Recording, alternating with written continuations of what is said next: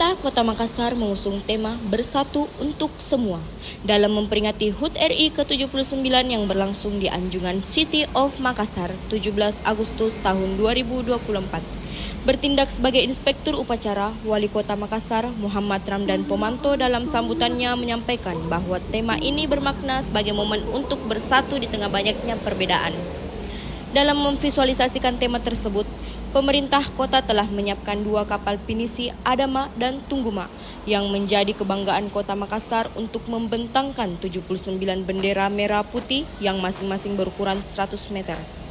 Dani Pomanto mengatakan, peringatan HUT RI ke-79 secara nasional mengusung tema Nusantara Baru Indonesia Maju, di mana tersirat harapan dan impian untuk terus melangkah maju menuju masa depan yang lebih cerah.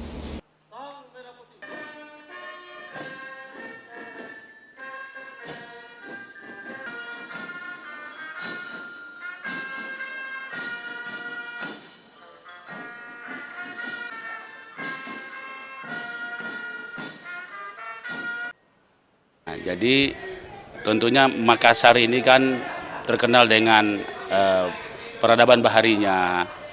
Diaspora Makassar tersebar di seluruh dunia.